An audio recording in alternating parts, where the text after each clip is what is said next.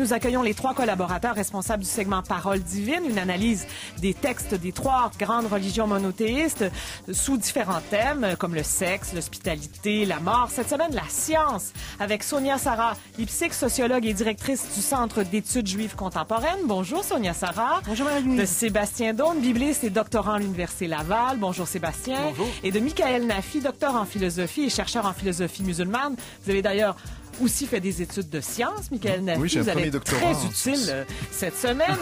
Alors, les découvertes scientifiques les plus récentes des ondes gravitationnelles nous ramènent à des discussions sur l'origine de l'univers. Alors, que disent, par exemple, les textes religieux sur l'origine de l'univers, Michael Nafi, par exemple? Alors, le Coran. Le Coran, est-ce qu'il y a des explications? Alors oui, alors justement, le Coran, contrairement peut-être d'ailleurs beaucoup plus à la Bible du fait de sa structure et de sa forme, il est parsemé. Il y a énormément de références à des phénomènes naturels.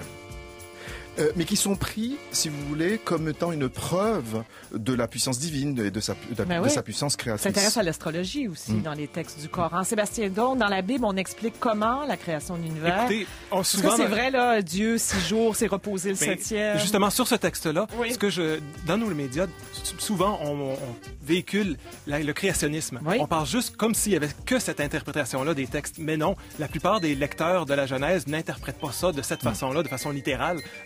On n'a pas besoin de laisser sa tête à la maison quand on ouvre notre Bible. Puis d'ailleurs, il y a plus qu'une façon de parler de la création dans la Bible. J'ai quelques textes que j'ai sortis où il y a une espèce de chaos primordial, même avec une bête, le Léviathan et tout ça qu'il faut d'abord tuer pour que la création arrive. Une autre façon, l'enfantement. Alors Dieu qui enfante le monde. C'est très précis d'ailleurs dans les textes de la Bible.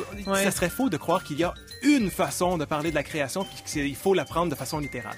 Sonia Sarah Lipsik, que dit la Torah sur la création de l'univers? Pour les Juifs, on ne lit pas la Torah, on l'interprète de façon systématique au travers du Talmud et de la Kabbale. Et pour notre sujet, justement, la Kabbale, je vous en dirai quelques mots plus tard, nous raconte le Big Bang, comment ça s'est passé. Voilà, en 3 temps, 4 mouvements, depuis des milliers d'années, on a une idée, un protocole de qu'est-ce qui s'est passé, comment Ensof, l'infini pour parler de Dieu ou du transcendant, a créé le monde, comment il s'est rétracté, comment il y a une lumière qui est passée et comment au travers des 10 séphirotes, le monde a été créé. Merci et bienvenue à ceux qui joignent à nous. Parole divine. Depuis les débuts de cette 5e saison, nous poursuivons notre exploration des textes des 3 grandes religions monothéistes, après les femmes, le sexe, la mort et l'hospitalité.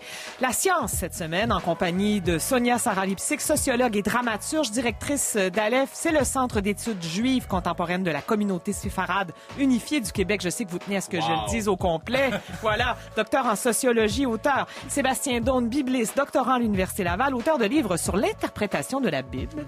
Voilà. Et Michael Nafi, docteur en philosophie, professeur de philosophie au cégep John Abbott et chercheur en philosophie musulmane. Alors, Yves Gingras, professeur d'histoire à l'UQAM que vous connaissez, Pierre-Luc Brisson, a publié très récemment un livre intitulé « Les sciences et les religions sont-elles compatibles ?» Alors, ces conclusions tendent vers une incompatibilité. Qu'en dites-vous, Michael Nafi, d'abord avec vous? Est-ce que la science et la religion, ça peut être compatible? Alors, on a l'impression que non. Hein. Je tiens à dire une chose, c'est que je n'ai pas lu le livre de Yves Gingras, donc je ne me permettrai publié pas chez Boréal. Voilà, exactement. Mais j'ai lu par contre une recension qui a été publiée dans Le Devoir, et avec des extraits du livre, et qui m'ont fait Par Louis Cornelier. Exactement, qui m'ont fait un petit peu sursauter. Je veux dire la chose suivante. Bien évidemment qu'il ne s'agit pas de parler de l'intervention directe de la religion dans les laboratoires. Donc, au fin fond de là où on pratique la science. D'accord?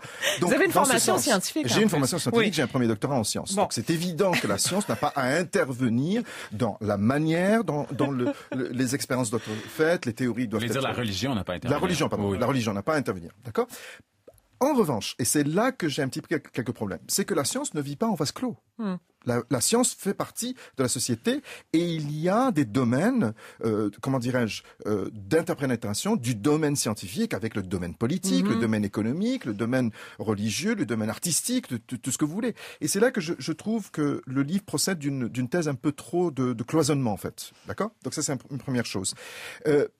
Un aspect avec lequel je suis tout à fait d'accord, et c'est d'après une citation donc dans l'article où il dit que l'auteur Yves Gingras souligne que le conflit entre la religion et la science est avant tout un conflit institutionnel. Ça, c'est très important. On y revient toujours depuis le début de ce segment. Évidemment, il y a les textes, il y a l'interprétation qu'on en fait, il y a les institutions religieuses qui vont récupérer certains aspects des textes. Bien sûr.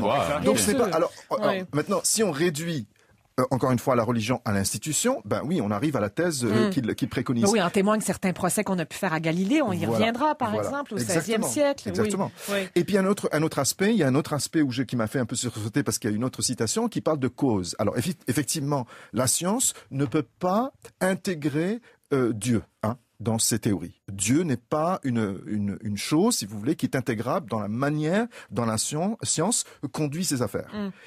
Mais maintenant, c'est réduire la question de causalité à une opposition cause naturelle, cause divine, surnaturelle. La causalité, la question de la causalité en science, c'est pour ça que la philosophie s'y intéresse, et reste entière. Parce que les causes en science, on les trouve à rebours. On n'a pas accès aux causes directement. C'est infini. À partir du moment où on questionne de façon scientifique le sens de la vie, par exemple, on en arrive à creuser constamment. Il n'y a pas de fin à ce questionnement-là. Voilà. Et donc, c'est pour ça que j'ai quelques problèmes, si vous voulez. J'ai l'impression que le livre un peu cloisonne, sépare, là où il n'y a pas lieu de... On est face à l'infini dans les deux cas. C'est clair. Sébastien Daune. Oui, alors moi, est-ce que la science et la religion sont compatibles ou incompatibles? On pourrait répondre oui et non. Oui, dans le sens que... Bon, j'ai une citation que j'ai amenée du dictionnaire amoureux de la science de Claude Allègre. C'est en cherchant les lois de la nature pour se rapprocher de Dieu que la science est née.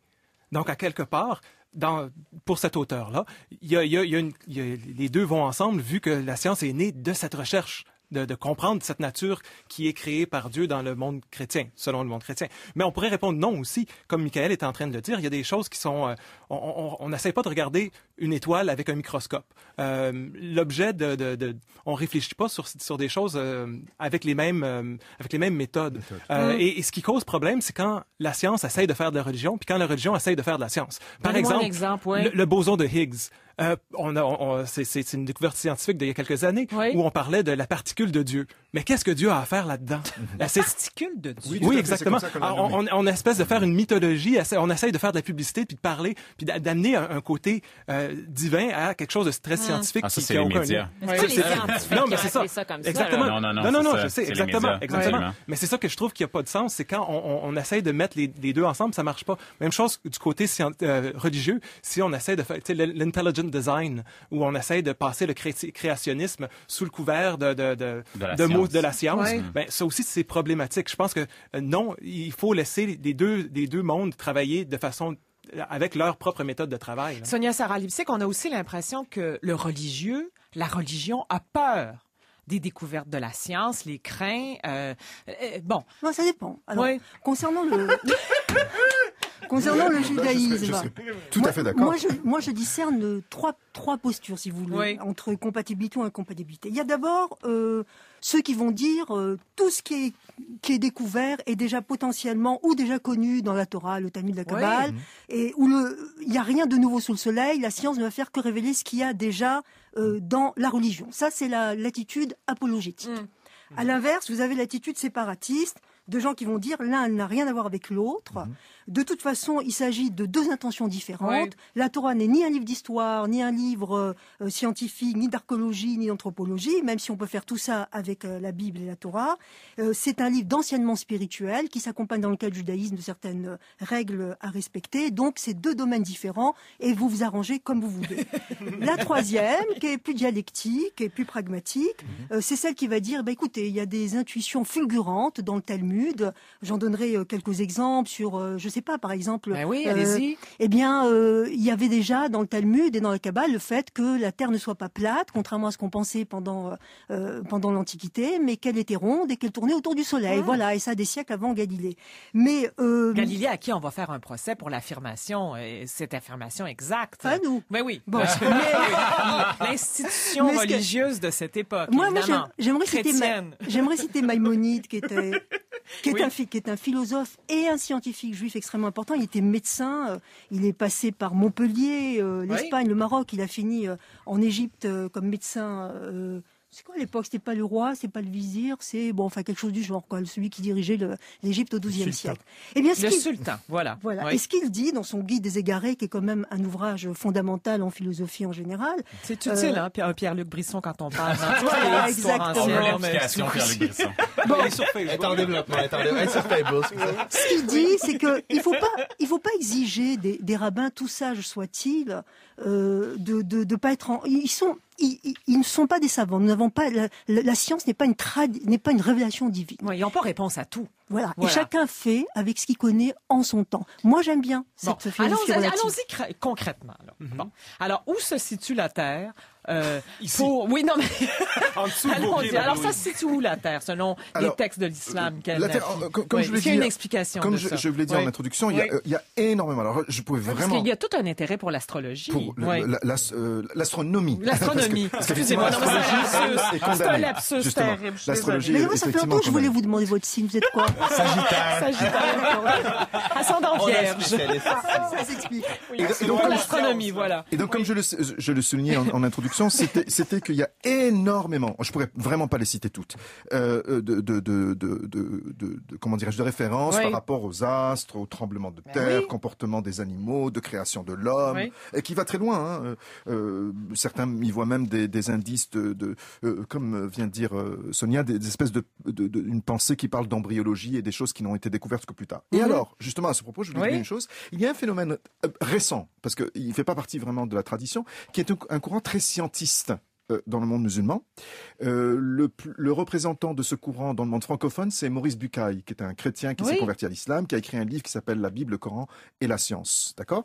Et on trouve, alors là je vous cite une sourate, la sourate 51, verset 47, dans la tradition de Régis Blacher, elle dit « Le ciel, nous l'avons construit solidement, en vérité, nous sommes certes pleins de sagesse. » Il y a un terme ambigu qui, en arabe, que Régis Blacher traduit par plein de sagesse. Il y a des gens qui traduisent ce même texte de la même façon suivante. Le ciel, nous l'avons construit par notre puissance et nous l'élargissons constamment.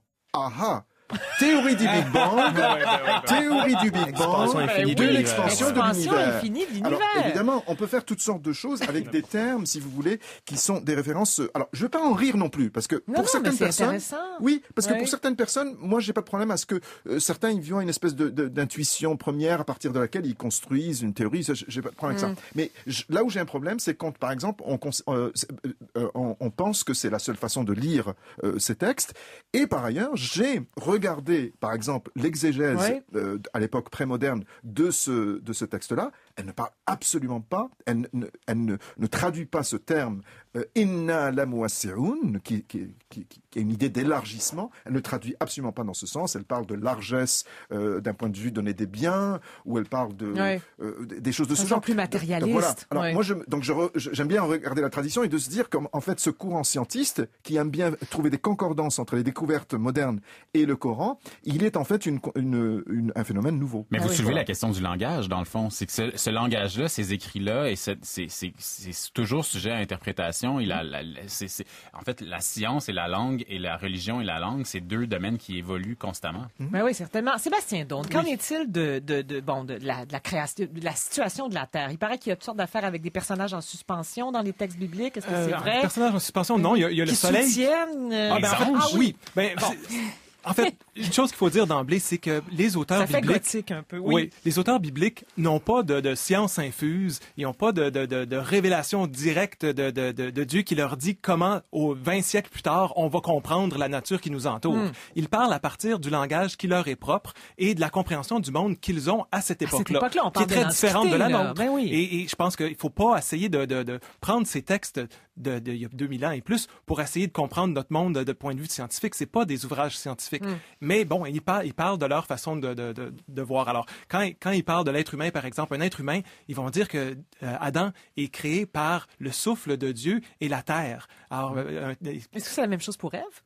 Oui, non, pas tout à fait. Elle vient de la côte d'Adam. Mais on va voir ça. Du côté. C'est Ouais. une mauvaise interprétation. Ça dépend comment on traduit. Mais toujours est-il que c'est assez simple. Quand tu vois quelqu'un qui meurt, il rend son dernier souffle et il finit par se décomposer dans la terre. Alors, ils vont prendre leurs observations qu'ils ont du monde qui les entoure et ils vont essayer de prendre ça pour dire leurs messages qu'ils veulent véhiculer. Alors, à quelque part, faut pas rester prisonnier de leur façon de décrire les choses. On pourrait réécrire la Genèse à partir de nos connaissances scientifiques aujourd'hui. Puis ça, je trouve, ça serait... Avec la biologie moléculaire. Exact.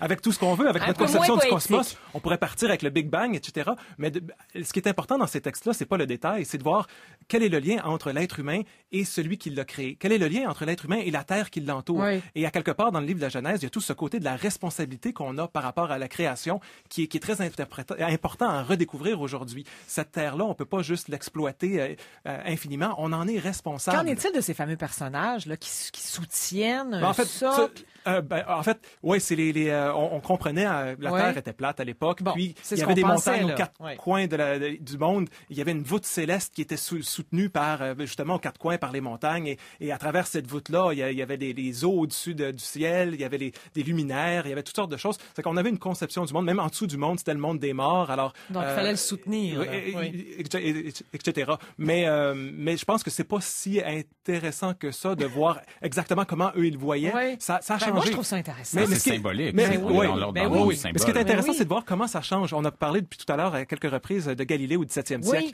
Quand il y a des moments où on change de conception du monde, c'est là que ça devient intéressant parce qu'il y en a qui vont s'accrocher à leur vieille connaissance puis ils veulent pas changer, même devant l'évidence même, ils vont refuser. On va lui faire un procès, il va passer à l'Inquisition, Galilée. Là. Parce qu'il voit des choses et ce qui est intéressant, c'est qu'il y a des éléments d'interprétation des Écritures qui entrent dans ce procès-là. Entre autres, Josué, il y a un texte de Josué où le Seigneur arrête le soleil de tourner autour de la terre pendant une journée pour que la bataille continue. Bon, alors les personnes, les opposants de Galilée vont dire, tu vois, c'est marqué dans la Bible que le soleil tourne autour de la terre. Alors, à quelque part, Galilée nous a aidé à mieux comprendre que la Bible, faut l'interpréter à partir de la réalité qui nous entoure. Sonia Sarah Lipsick. Sur le projet spirituel, je suis d'accord avec ce que vient d'exprimer Sébastien. Adam, en hébreu, ça vient d'Adama. Adama, c'est la terre. Et on compare dans la Bible l'être humain à un arbre, Etz. Pourquoi ? Parce qu'il est composé d'une partie matérielle, en l'occurrence pour l'être humain, là, et qu'en même temps, comme l'arbre dont les branches vont vers le ciel, il aspire à cette spiritualité. D'ailleurs, j'en profite parce que quand même si on avait déjà fait l'émission sur les femmes, ça vaut la peine de le rappeler. Toujours. Adam, c'est l'être humain. Et ensuite, l'homme, finalement, va s'accaparer ce terme d'être humain, et jusqu'à présent, on dit encore ça, un combat des féministes, les droits de l'homme avec un grand H, non, les droits humains. Et il y a un très beau midrash. Donc midrash, c'est la tradition orale qui dit qu'en fait l'être humain était composé du masculin et du féminin, et un côté est devenu l'homme, l'autre côté est devenu la femme. Après, je viens de le dire, c'est qu'il y a eu une espèce d'OPA du masculin sur la gente humaine en général, ce qu'on appelle en langage savant un androcentrisme. Puisqu'on parlait du langage tout à l'heure, on peut aussi, puisque c'était certaines de vos questions dans la préparation de l'émission, et qu'est-ce qu'il y avait avant ? Mais oui. Et alors, est-ce qu'il y a une explication dans les textes de la Torah sur ce qu'il y avait avant ? Avant c'est Ensof, je l'ai dit, c'est l'infini, mais la première lettre de l'alphabet, le premier mot de la Torah, c'est Bereshit. Bereshit bara Elokim et hashamayim v'haaretz. Dans le commencement, Dieu a créé les cieux et la terre. Bereshit, le B, c'est la deuxième lettre de l'alphabet. En hébreu, les lettres ont des noms. C'est pas comme ABC. Et la deuxième lettre de l'alphabet s'appelle Bayit, ce qui veut dire la maison. Et graphiquement, on est à la radio, mais je vais essayer d'expliquer, il y a tout un côté qui est fermé et un côté qui est ouvert. Et donc, c'est pour dire, ce qu'il y a avant, on peut pas tellement spéculer. On n'a pas le cerveau, ou en tout cas pas arrivé à ce stade-là des films qu'on voit comme dans Matrix. Moi, je rêverais d'apprendre une langue étrangère en 5 secondes. Et donc, pour revenir à la lettre, ce qu'il y a avant, c'est ce que dit le traité Chagiga, tu vas pas t'y aventurer. Mais par contre, tu vas faire en sorte que ce monde de la dualité soit une maison habitable pour l'être humain et tous ceux qui l'entourent. Donc voilà, pour répondre en quelque sorte un peu à votre question métaphysique. Alors moi je voudrais dire deux choses. D'abord pour rebondir ce que vient de dire Sonia. Effectivement, ce qui est intéressant là-dedans, c'est que à partir d'un langage symbolique, on fait de la spéculation, mais qui n'est pas une spéculation inutile, qui apporte une certaine, une certaine réflexion sur le monde. C'est ça qu'il faut retenir. Mais qui n'est pas une réflexion, entre guillemets, scientifique, positiviste, naturaliste. Parce que le monde est complexe. Le monde ne peut pas se réduire uniquement à une équation. À deux équations. Oui, voilà. oui. Et alors, est-ce que vous me permettez quand même de revenir sur Galilée? Oui, revenons sur Galilée. Parce que, je sais que fait, vous tenez à dire que c'est évidemment les chrétiens qui ont fait un procès. Alors ça c'est mon côté. Alors non seulement science, parce que vous savez, je suis donc chercheur en islam, mais en fait au cégep, je n'enseigne pas sur l'islam, j'enseigne des cours par exemple sur l'introduction à l'épistémologie des sciences et des choses de ce genre. Et Galilée, moi il y a une chose que je remarque d'ailleurs dans l'article qui part du livre de Gingras, on parle un petit peu de Galilée et de Kepler, etc. Et là, je dis, c'est quand même un peu dommage qu'on réduit même cette histoire-là, on enlève toute la complexité autour du procès de Galilée. Il y a, depuis quelque temps, parce qu'on n'avait pas accès à ces archives, il y a des recherches très précises qui ont été faites pour retracer tous les événements du procès de Galilée. L'histoire est beaucoup plus compliquée que celle qu'on raconte. C'est toujours le cas. C'est toujours le cas. On peut dire il y a des problèmes politiques, institutionnels. Il y a eu économiques. Il y a eu aussi des tentatives d'arrangement. Il y a eu aussi, par exemple, il y a eu des aveux de Galilée, dit-on, parce qu'il était fatigué, parce que il était âgé, etc. Il a renié. Oui, tout à fait. Et il y a eu aussi une tentative, encore une fois, d'arrangement, parce qu'en fait, ils avaient un problème au procès, c'est qu'il y avait des documents qui étaient contradictoires. D'accord. Ils ont cherché une espèce de tentative pour ne pas le condamner, mais de trouver une tentative de comment dire, règlement à l'amiable, on va dire ça comme ça. Et en fait, ça s'est braqué pour toutes sortes de raisons. Et d'ailleurs, une des personnes qui le condamnait n'a pas signé son acte d'accusation. Donc il y a toutes sortes de choses. Il faut relire cette histoire parce qu'elle est beaucoup plus compliquée. C'est très intéressant. Qu'on ne le pense. Parlons de fécondation, parlons de création de la vie. On parle souvent de mort avec vous, mais parlons de ça et de textes. Sébastien Dohn, est-ce qu'il y a une explication dans les textes bibliques de comment on crée la vie? Non, le premier, parce que dans la Torah, c'est très précis, d'après ce qu'on comprend. Du fœtus jusqu'à... La Torah, c'est la Bible, le livre de la Genèse. Le premier être humain qui est conçu de façon, entre guillemets, normale. Adam et Ève se connurent, alors connaître au sens biblique. Oui. Non, mais je parlais de Michael Nafi qui a des choses intéressantes à dire par rapport à la Torah. Oui, non, mais j'ai dit Torah parce que je pensais à lui. Coran, c'est autre chose. Mais Torah, c'est correct. Aujourd'hui, on va juste mettre quelque chose au clair. C'est la journée des lapsus. Voilà. Merci, fin de la parenthèse. Toujours est-il que... Je voulais dire oui. Adam et Ève se connurent, eurent un enfant, et la réaction d'Ève est vraiment intéressante. Elle s'écrit « J'ai enfanté un homme avec le Seigneur ». Alors, ce qui est intéressant, c'est que dans le monde biblique, c'est toujours un threesome pour avoir un enfant. Il y a l'homme, il y a la femme et il y a Dieu. Si Dieu est pas là, la relation sexuelle n'engendre pas. La qualifier d'illuminée aussi après une déclaration pareille. J'ai infanté. Peut-être. Mais moi, je pense que non, mais c'est ça. Mais il faut pas chercher ça du côté biologique. C'est à quelque part, ça montre que pour les anciens, il y avait une réflexion sur. C'était pas juste une relation sexuelle qui engendrait un enfant. Il fallait qu'il y ait quelque chose de spécial. Et ce quelque chose de spécial-là, c'était l'intervention de Dieu. Si on ramène ça à la clinique de fécondation, c'est comme s'il y avait plusieurs essais et finalement, il y a une fécondation qui fonctionne. C'est un peu cette idée du hasard. Oui, on l'adapte à la réalité actuelle, absolument. Mais oui, Sonia Sarah. Je pense que ça vient dire de la part d'Ève et voilà, c'est que dans le couple, il n'y avait pas beaucoup de dialogue. Je signale que Adam et Ève ne se parlent pas dans la Torah, dans la Bible. Il faudra vraiment, il y a un manque total de communication. Mais il y a un très beau, vous savez, en hébreu on dit l'homme, on dit ish et la femme on dit isha. Et il y a deux lettres. Il y a deux lettres en plus de différence, qui est le début du nom de Dieu. Et ce qui fait dire à un sage, lorsqu'entre un homme et une femme, il n'y a pas un tierce. Alors un tierce, ça peut être des valeurs, ça peut être un transcendant. Eh bien, il reste juste ces deux lettres qui sont le hesh, ça veut dire le feu, c'est-à-dire que ça se consume. Donc il y a la conscience que dans le rapport, beau quand même, oui, il faut le dire, que dans le rapport du couple, il y a une connaissance que dans un rapport de couple, il faut qu'il y ait du tiers. Ça peut être beaucoup de choses. De la passion, on pourrait dire ça aussi. Mais s'il n'y a que la passion. Puis un élément à ajouter, c'est que la première chose que Dieu dit à l'homme et à la femme dans Genèse 1, c'est de se multiplier puis d'emplir la terre. Alors il y a comme un commandement de reproduction. Donc c'est quelque chose d'important. Passez au lit. Tous. Après ça, il dit à Ève, tu enfanteras dans la douleur. Oui. Parce que...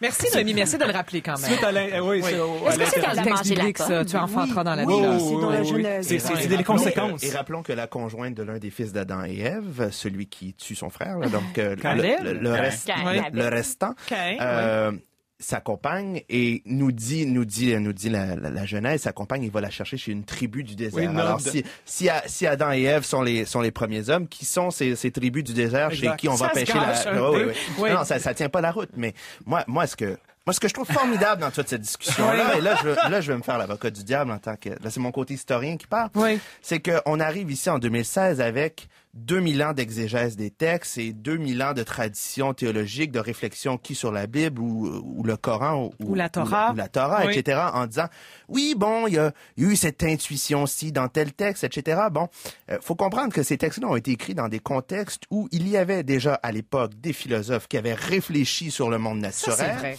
Que les auteurs, si on accepte l'idée que ces textes-là ne sont pas des révélations divines, que ces auteurs n'ont pas rédigé en vase clos, mais qu'ils étaient au fait des courants et des traditions, etc. Oui. Ératosthène avait calculé à peu de choses près la circonférence de la Terre il y a 3 siècles avant Jésus-Christ. C'est remarquable quand même. Donc, ce que je veux dire, c'est que on peut essayer de torturer les textes puis d'y trouver des parcelles de sagesse ou d'éléments de preuve scientifiques, mais encore faut-il comprendre que ces textes-là n'ont pas été écrits dans vase clos, de un, et de deux, ça sera le dernier point de mon édito, c'est que la religion a constamment reculé là où la science a avancé. C'est-à-dire qu'on peut bien dire que oui, aujourd'hui, il ne faut pas prendre le récit de la Genèse comme étant un récit scientifique. Ce fut le cas jusqu'au 17e ou 18e siècle à peu près. Donc, aujourd'hui, on peut faire de l'exégèse et on peut avoir une approche plus théologique de la chose, mais c'est les avancées de la science qui ont imposé cette approche-là. Mais pour moi,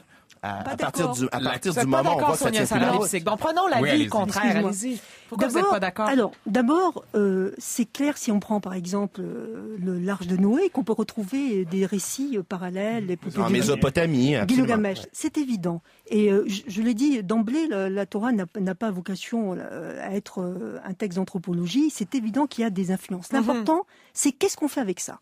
Après, il y a effectivement, et là vous nous accorderez que le choix pour certains, de dire c'est une révélation divine, entièrement ou partiellement selon les choix que vont faire les croyants eux-mêmes. Et à partir de là, je pense que ce qui compte, c'est de voir qu'est-ce qu'on en fait. Vous savez, moi je vais vous dire, je ne sais pas si Abraham, Isaac et Jacob, ou Sarah, Rebecca, pour parler de... ont existé. Je n'en sais rien. Moi, ce qui m'importe, c'est qu'est-ce que ma tradition me dit à ce sujet et qu'est-ce que moi, Sonia Sarah, je vais en faire et qu'est-ce que je vais transmettre à partir de là. Ça, c'est ma position. En ce qui concerne la science, si je me tourne vers l'histoire juive, je constate, par exemple, je vais citer quelqu'un qui était un astronome. On a beaucoup parlé d'astronomie parce qu'effectivement, c'était un summum. Et non d'astrologie, oui. Oui, mais moi, j'aime bien l'astrologie. Je suis prête à faire avec vous une émission sur astrologie et judaïsme. Moi aussi. Il y a des trucs... Oui, exactement, ça vous intéresse beaucoup plus que moi, d'ailleurs. Il y a l'astrologie hébraïque. Mais quand on se tourne vers l'histoire moi, juive... je suis vierge, je mentionne moi aussi, je suis ascendant vierge. Formidable. On constate qu'il y a une bonne, une ouverture d'esprit à l'égard de tout ce qui est la science, parce que comme l'a dit Sébastien en début, pour certains, c'est comprendre les œuvres divines. Donc il n'y a pas de conflit à ce niveau-là. Oui. Un des grands écueils de la science à l'heure actuelle, certainement, il y a une confrontation certaine sur les changements climatiques. Évidemment, Leonardo DiCaprio, il fallait qu'on le dise, dans son acceptation de son Oscar dimanche soir dernier, bien sûr, a rappelé combien c'était un phénomène important, actuel. Il y a encore des gens qui nient les changements climatiques. Que disent les textes religieux? Parce qu'évidemment, on rappelle qu'ils ont été créés à la période de l'Antiquité, mais il y avait quand même des sécheresses, il y avait quand même des phénomènes climatiques négatifs. Noé, le déluge, ça a engendré. On essaie de comprendre ces événements-là. Ouais. Mais personnellement, moi, si j'avais un élément à ajouter sur cette question précise-là, ça serait de dire l'intervention du pape François Laudato Si. À quel point c'est intéressant de voir que, quelqu'un qui est mu par la lecture de la Bible et toute cette tradition chrétienne-là. Qui fait partie d'une institution, d'ailleurs. Oui, aussi. À cause de tout ça en quoi je crois, je vais prendre position puis venir à des actions politiques, venir des actions sociales. Il a dit qu'il fallait contrer les effets du changement climatique. Et c'est fou. Il y avait un sondage qui est paru récemment qui disait que la moitié des Canadiens ne croyaient pas à ces changements-là. Ils croyaient pas que c'était l'homme. Ils ne croyaient pas au changement climatique et c'était l'homme qui était responsable. Il reste 1 minute 50 à cette émission, Michael Nafi, je sais. Alors donc, je suis obligé de me focaliser sur un truc parce que je voulais absolument dire cette chose. Je trouve, il y a un terme qui est climato-scepticisme. D'accord ? Je trouve qu'on ne devrait pas accorder ce titre à ces gens. On devrait les appeler les climato-imprudents. Parce que le scepticisme, c'est une position qui est salutaire en science. Même lorsqu'une une théorie est largement acceptée, un modèle, tout ce que vous voulez... Jusqu'à preuve du contraire. Jusqu'à preuve du contraire. Le scepticisme est salutaire, il fait partie de ça. Il y a des scientifiques qui continuent de discuter sur les modèles qu'on utilise actuellement pour arriver à tel nombre de degrés, etc., etc. Ça, c'est salutaire, c'est le travail de la science. Mais ce que font ces gens, c'est qu'ils prennent... parfois des théories qui ne sont pas encore élaborées parce que c'est pas ce qui fait le consensus actuellement. Donc ils prennent des choses sur lesquelles on devrait travailler parce que pourquoi pas. Et là, ils veulent une attitude imprudente. Ils disent puisqu'on ne sait pas, eh bien continuons de polluer. Donc c'est ça qui est problématique. On revient au langage et aux médias, en fait. Voilà. C'est pas une étiquette que ces gens-là revendiquent, c'est une étiquette qu'on leur colle. Donc je pense que c'est leur imprudence, c'est les conclusions auxquelles ils arrivent qui est problématique et non pas le fait qu'on puisse questionner les modèles actuels, les conclusions auxquelles on arrive à partir de la science, parce que la science n'est pas absolue. Michael Nafi, Sébastien Daune et Sonia Sarah Lipsic, merci beaucoup encore une fois d'avoir accepté de participer à ce segment. Vous êtes essoufflé, Michael Nafi. Merci à Pierre-Luc Brisson, à Noémie Mercier et à Thomas Leblanc. Merci à l'excellente équipe. Merci à Raed Hamoud, évidemment. Et merci à Joanne Bertrand. Et merci à tout le monde. Oui, on vous embrasse. Soyez là demain, c'est notre cabaret. Bonne fin de soirée à ceux qui nous écoutent en rediffusion. À demain.